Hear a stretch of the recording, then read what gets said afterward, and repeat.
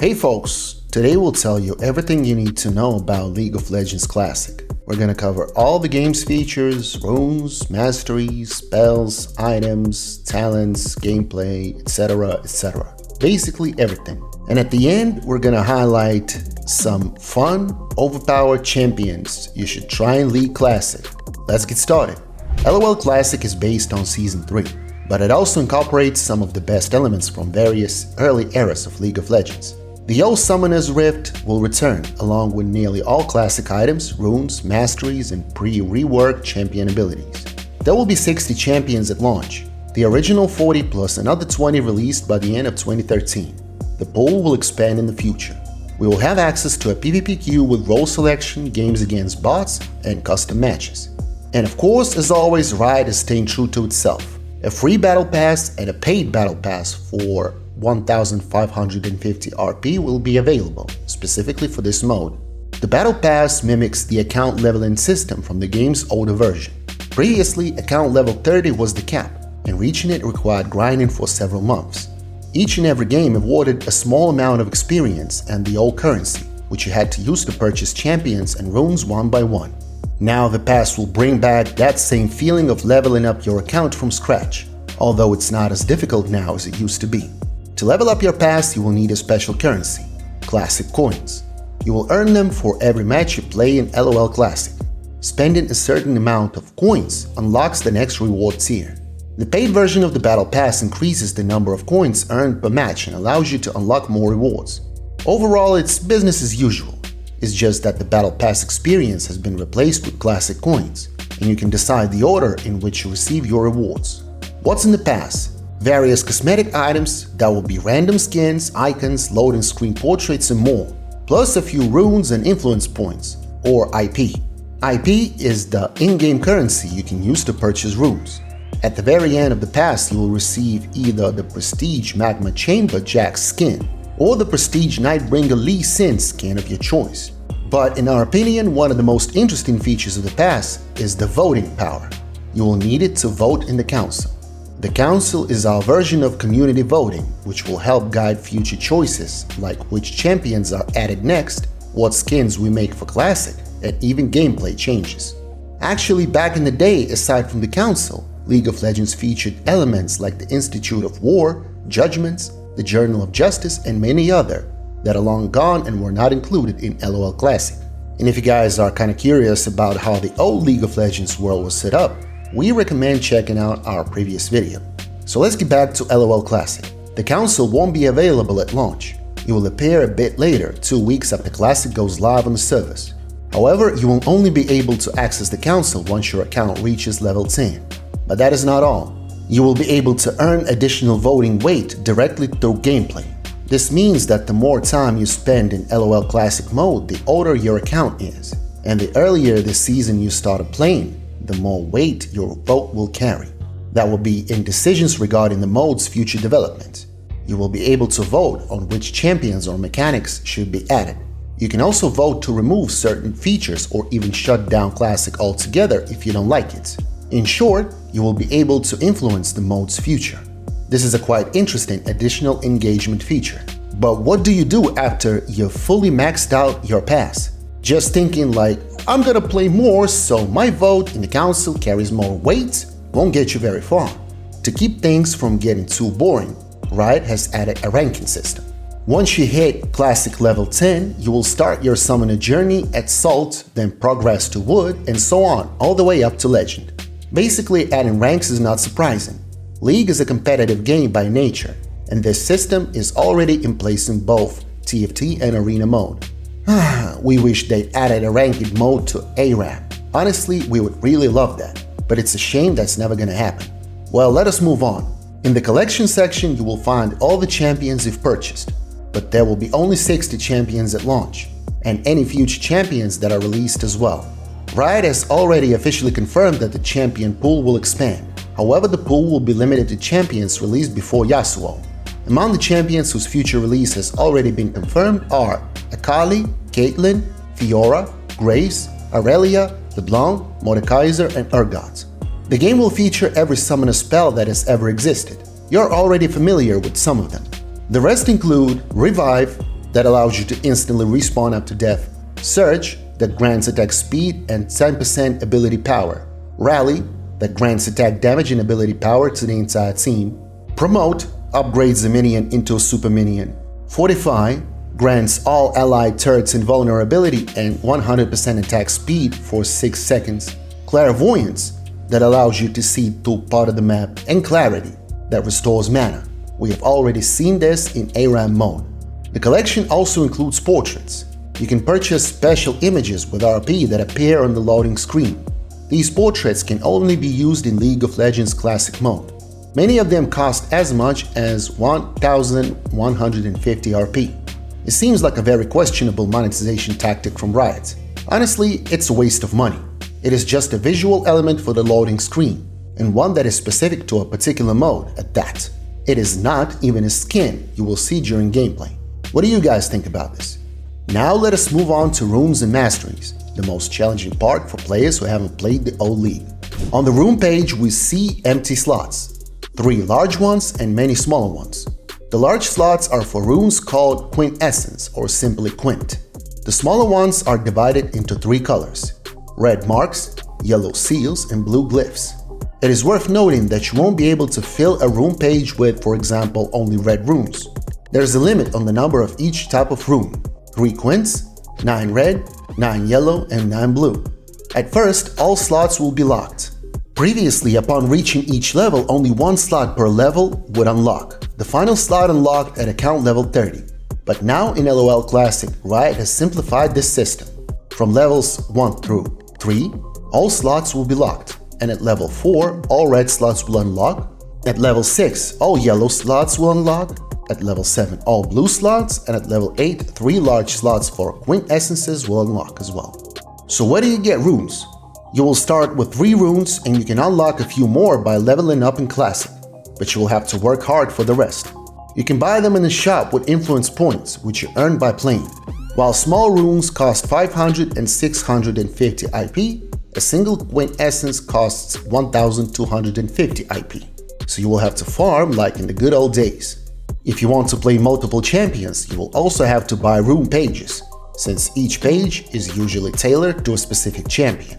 That means that before buying runes, you will need to clearly understand which champion you want to play. It is also worth noting that rune pages are set up before the game starts. Unlike in the current league, you won't be able to pick your runes during the draft phase just a few seconds before the match begins. But if you didn't set up a rune page in advance, or forgot to select runes before the match, you won't be left completely without runes. At the start, one standard rune page will already be available with the following stats: attack speed, armor, and cooldown reduction. It's kind of a weird set, but still better than nothing. Let us take a closer look at runes now. All types of runes boost your champion's stats, but with varying effectiveness. For example, you can increase armor using red runes, as well as yellow and blue ones. But while one yellow rune provides 1 unit of armor, a red rune provides 0.9 units, and a blue rune provides only 0.7. In other words, each type of rune has its own specialization. Red marks are for damage, yellow seals are for defense. They are suitable for practically every champion, since in those early seasons, armor and magic resistance were essential for almost everyone. Blue glyphs are magic-based, everything related to mana and magic. Quintessences are the most powerful runes in the game. They add the highest number of points to a particular stat. This means you can build a balanced set of runes, or you can create a rune page where all the runes are, for example, focused on armor. If you'd like us to break down each rune individually and want to know which specific runes to choose based on your role, let us know in the comments. Now let us move on to talents, or as they're also called, masteries. Classic uses the Masteries system from Season 3. Here we have 3 branches: offense, defense, and utility. Each branch has countless different talents, but you won't be able to take them all at once, since your talent points are capped at 30. Therefore, even within a single talent branch, you won't be able to max out every talent. This means you will have to choose which talents to invest in across the different branches. By the way, all 30 talent points will become available to you at Battle Pass level 3, and you will be able to immediately allocate them to the champion you want to play. But even if you haven't set up your talent tree in advance, you won't be left without any talents. Initially, you will receive one standard mastery page with 10 talent points allocated to each branch. Let us talk a bit about the talent tree itself. Previously, the most common approach was to invest 21 talent points into one branch to unlock the final talent, and then invest another 9 points into another branch that best suited your champion. The offense branch is the simplest and most straightforward branch in the game. Most abilities have no hidden pitfalls, and the progression path along this branch is clearly tied to the role your character plays. Only a few abilities will require closer attention. This tree focuses on maximizing offensive potential, increasing damage, attack speed, and piercing both physical and magical defense. It is suitable for ADCs, mages, and assassins. Most often, pure damage dealers choose a 21-9-0 distribution where 9 points go toward defense. The 21-0-9 build is designed for mages who need mana from the utility tree. The defense branch is the primary tool for increasing survivability, providing raw health, resistance, and reducing damage taken from monsters and champions. Tanks and initiators, such as Amumu, use this tree as their primary role. Players allocate points for them as follows: 0-21-9 or 9-21-0. The utility branch is used for support and flexible map control. It provides bonuses to resources, economy, and mobility. It is suitable for supports and for champions who rely on mana, such as Ryze and Anivia. Overall, the Mastery system in LoL Classic encourages hybrid and unconventional builds. Players don't have to put all their points into a single tree. For example, for the famous fan-created Bank Plank built on Gameplank, players combine offense and utility to maximize gold income from items and talents, turning him into a passive gold-generating machine. So don't be afraid to experiment. Now let us move on to items. We've decided not to cover every single item available in League Classic. Instead, let us talk about a few particularly overpowered items. When the Blade of the Ruined King was released, it was reworked over the course of a few patches into a monster of an item that became insanely powerful. And that is exactly how it appears in League Classic today. The Blade of the Ruined King provides so much damage thanks to its stats and passive ability that back in the day, it became a must-buy for all AD champions, and was picked up by virtually all top laners, junglers, and AD carries, as well as any AD mid laners. Most likely, we will see the same pattern now. Sword of the Occult is yet another overpowered item for AD champions. It grants 10 attack damage. For each stack, you will receive an additional 5. In total, at full stacks, the item provided 110 attack damage, which, you have to admit, is overpowered even by today's standards. Additionally, at maximum stacks, the sword also grants 15% move speed. Deathfire Grasp was extremely popular among mages back then, and now we can see it again in League Classic.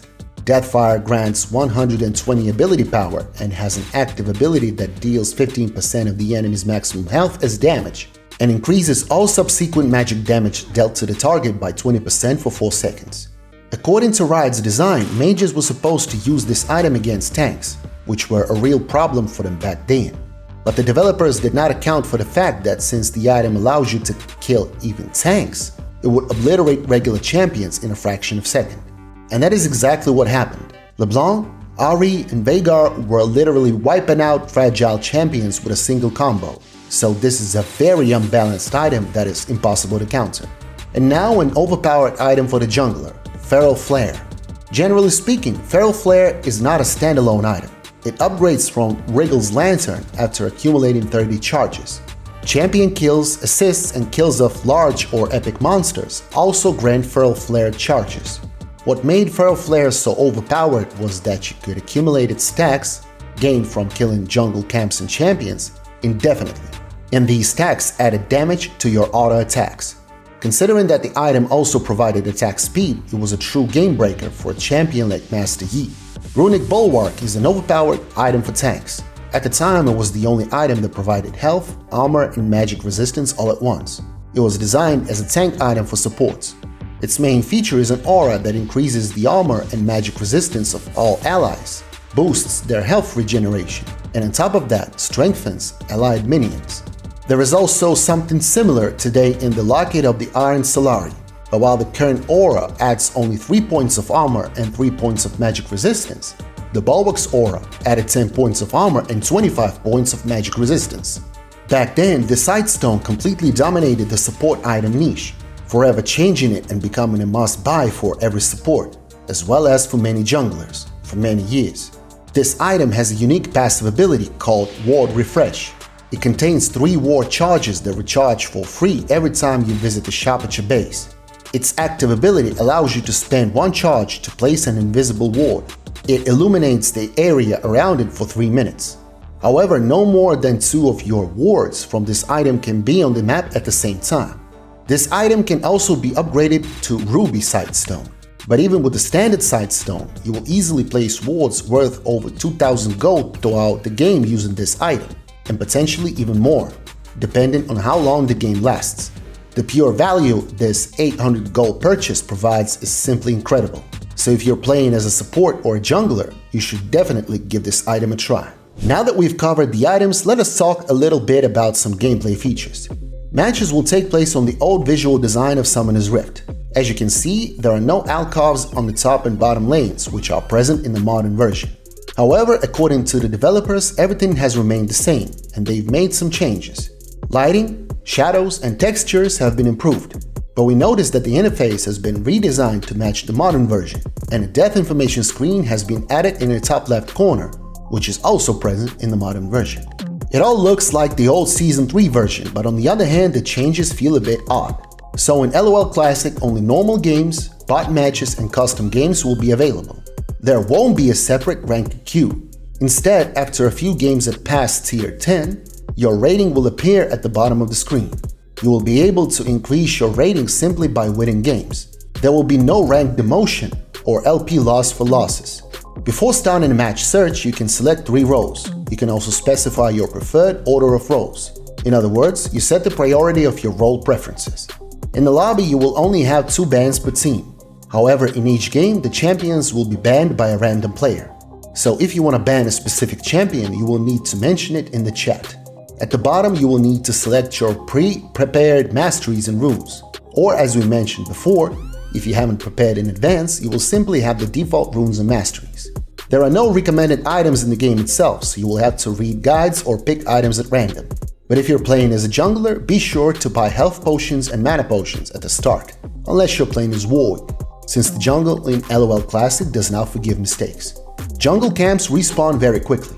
Jungle monsters retain an aggro radius.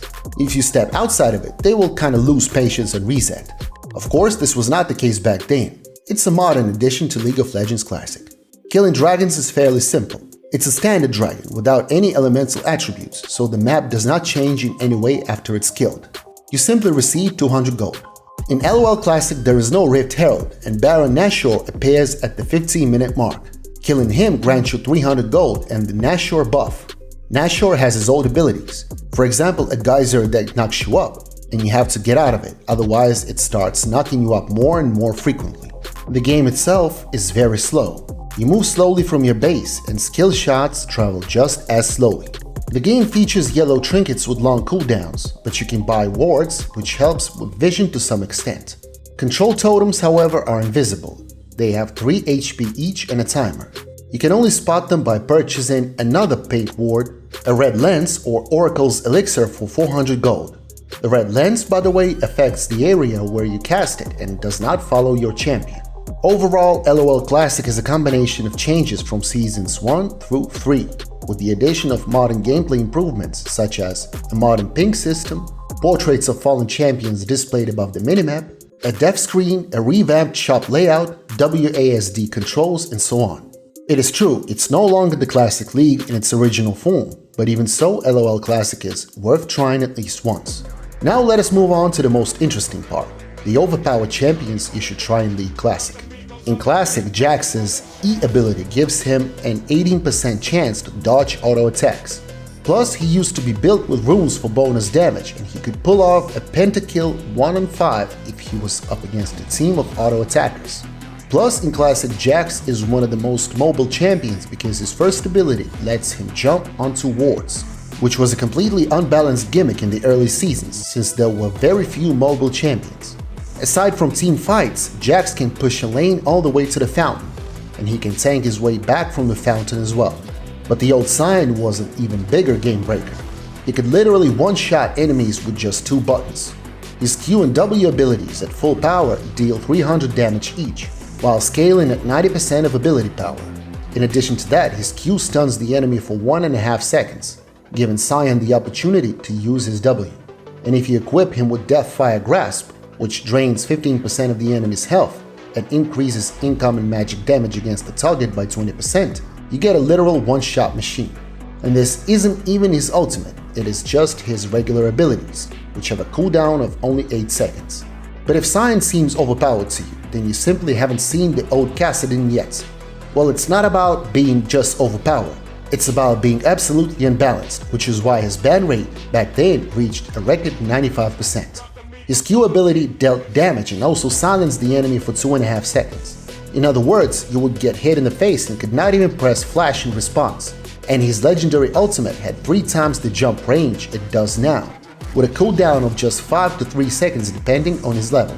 Kassadin could literally traverse half the map in a matter of moments.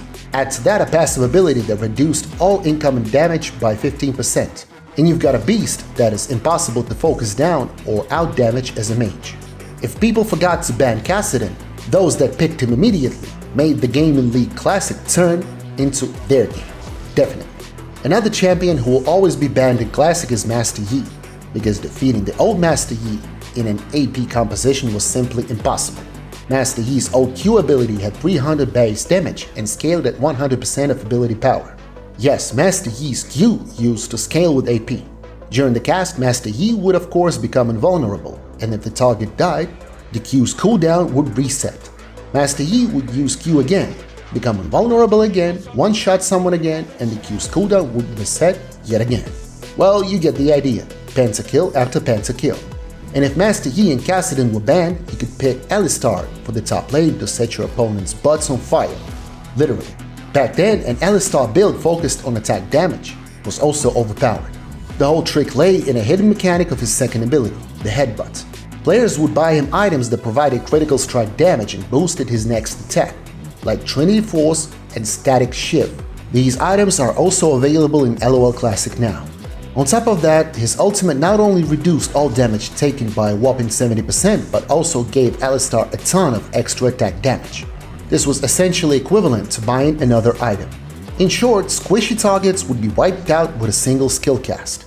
Classic Nidalee also offered similar one-shot capabilities, but while Alistar had to chain several skills to reliably kill an enemy, Ned could kill with literally a single skill.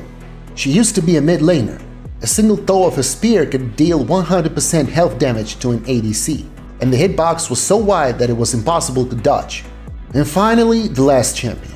As we mentioned earlier, clearing the jungle was incredibly difficult. Jungle monsters dealt a lot of damage. The team had to help with the first camp, and the junglers had to constantly drink health potions.